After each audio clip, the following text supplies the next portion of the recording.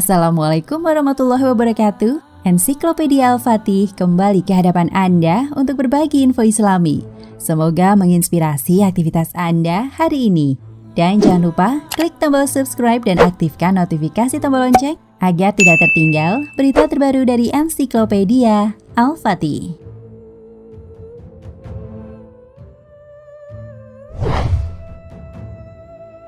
Kata Yahudi diambil dari salah satu nama anak Nabi Yakub yang bernama Yahuza atau Yahude. Nama ini mulai paten ketika kerajaan Yahuza berdiri pada tahun 586 sebelum Masehi. Namun istilah Yahudi meluas dengan makna penganut agama yang dianut Bani Israel semenjak dari zaman Nabi Musa dan padanya diwahyukan kitab Taurat. Adapun Bani bermakna klan dan Israel adalah nama lain dari Nabi Yakub. Karena itu Yahudi merupakan bagian dari Bani Israel. Ada pula yang berpendapat bahwa asal Yahudi dari kata al-haud berarti kembali berdasarkan firman Allah, Inna hudna ilaika. Sesungguhnya kami kembali taubat kepada engkau. Quran Surat Al-A'raf ayat 156.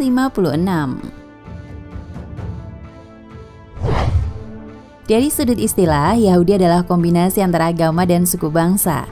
Karena itu ketika menyebut kata Yahudi merujuk kepada kedua makna tersebut. Namun kepercayaan orang lain pada agama Yahudi tidak dapat menjadikan dirinya sebagai bangsa Yahudi. Tapi dengan keluar dari agama Yahudi juga tidak menjadikan seorang Yahudi kehilangan identitasnya. Yang terpenting dari semua itu, kata Yahudi tidak dipergunakan dalam Al-Quran, melainkan bercerita tentang suatu keburukan. Contohnya, orang-orang Yahudi dan Nasrani tidak akan senang kepada kamu hingga kamu mengikuti agama mereka. Atau hadis Nabi, setiap bayi dilahirkan atas dasar fitrah. Kedua orang tuanya lah yang menjadikan dia Yahudi, Nasrani atau Majusi. Hadis riwayat Bukhari Muslim.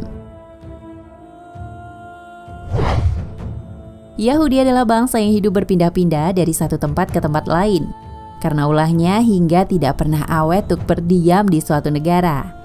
Yahudi dan keonaran bak dua sisi mata uang. Bermula ketika Nabi Israel atau Yakub bersama anak-anaknya hijrah ke Mesir di bawah pemerintahan Nabi Yusuf. Setidaknya ada 70 Yahudi beriman yang turut hijrah. Setelah Nabi Yusuf wafat, mereka pun dizolimi oleh Fir'aun dan keturunannya di Mesir. Hingga Allah mengutus Nabi Musa dan Harun untuk menyelamatkan mereka yang telah berdiam di Mesir selama 430 tahun. Setelah diselamatkan dari kezaliman Fir'aun, Yahudi tidak bersyukur, malah menyembah berhala dari patung anak sapi yang terbuat dari emas. Mereka pun dihukum oleh Allah dengan tersesat dan luntang-lantung di tengah gurun, hingga diutusnya Nabi Yusya bin Nun untuk menyelamatkan mereka.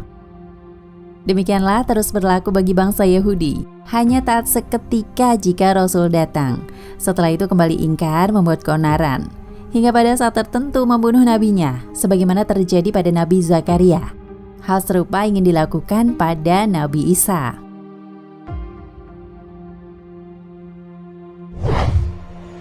Yahudi modern. Ketika bangsa Yahudi mengalami pengusiran seperti yang terjadi di Spanyol dan Rusia, bahkan pembantaian massal atau Holocaust oleh Hitler di Jerman, mereka justru melarikan diri dan minta perlindungan di wilayah kekuasaan Khalifah Utsmani yang berpusat di Turki dan diterima dengan baik oleh Khalifah. Mereka pun menetap di beberapa kota seperti Izmir, Andrianopole, kota Bursa, dan kawasan-kawasan utara dan barat Anatolia. Bagi mereka, jika diberlakukan syariat Islam secara utuh sebagaimana umat Islam, khususnya dalam ranah jinayat.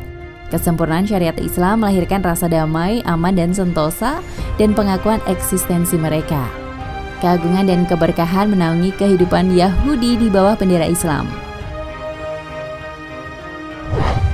Banyak di antara mereka yang memeluk Islam yang dikenal dengan golongan Yahudi Dunamah. Sayangnya seperti yang lalu-lalu, keikhlasan mereka bersyahadat hanya di lisan dan sekedar sebagai topeng. Mereka malah menyusun strategi untuk menghancurkan Islam dari dalam dengan berbagai cara. Bahu-membahu menebarkan kekufuran dan pemikiran yang bertentangan dengan Islam, antara lain gerakan Freemasonry. Yahudi Dunamah menyusun strategi untuk merebut Palestina dari Khilafah Utsmani yang ternyata mendapat dukungan luas dari kalangan Yahudi di seluruh dunia. Mulai dari Eropa seperti Polandia, Jerman, Belanda, Inggris, dan Italia. Demikian pula dari Afrika dan Amerika. ditopang dengan modal besar dari kalangan mereka. Pada saat bersamaan, Khilafah Utsmani sedang mengalami krisis keuangan yang hebat, berimbas pada krisis multidimensi. Pemerintah terlilit hutang yang sangat sulit untuk terlunasi. Saat itu yang menjadi penguasa adalah Sultan Abdul Hamid II. Melihat momentum emas itu, Theodore Herzl melalui kurirnya datang membawa solusi kepada Sultan. Katanya, jika kita berhasil menguasai Palestina, maka kami akan membayar uang kepada Turki dalam jumlah yang sangat besar. Dan kami akan memberikan hadiah dalam jumlah yang melimpah bagi orang yang menjadi perantara kami.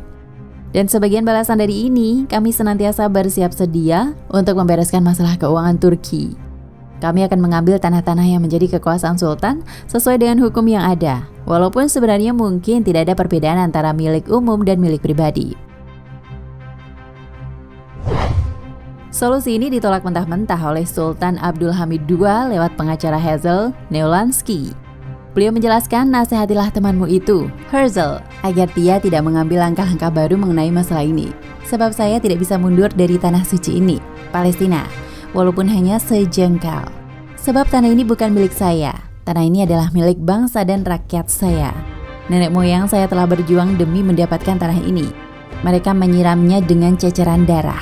Maka biarkanlah orang-orang Yahudi itu menggenggam jutaan uang mereka. Jika negeriku tercabik-cabik, maka sangat mungkin mendapatkan negeri Palestina tanpa ada imbalan dan balasan apapun.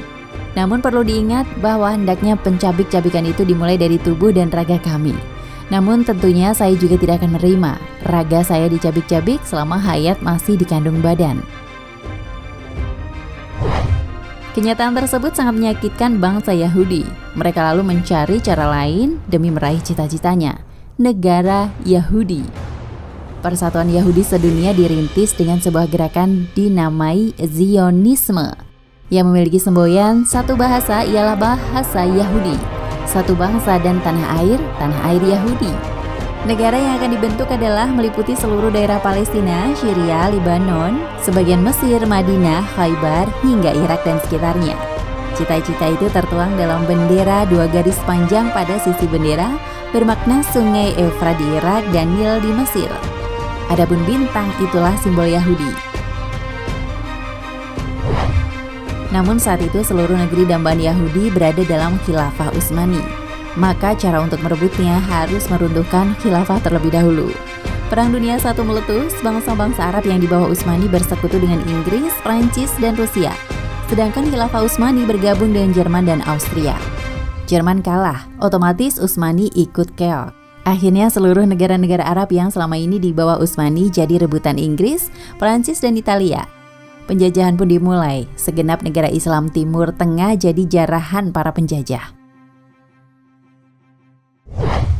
Puncaknya pada tanggal 2 November 1917, Deklarasi Balfour menetapkan Palestina sebagai tanah air dan negara bangsa dan agama Yahudi. Khilafah Utsmani akhirnya rontok setelah digerogoti Yahudi pada 3 Maret 1924. Dari sinilah malapetaka itu muncul yang tak pernah reda hingga umat Islam kembali bersatu. Dan jika itu terjadi, maka kiamat semakin dekat. Wallahu a'lam bishawab.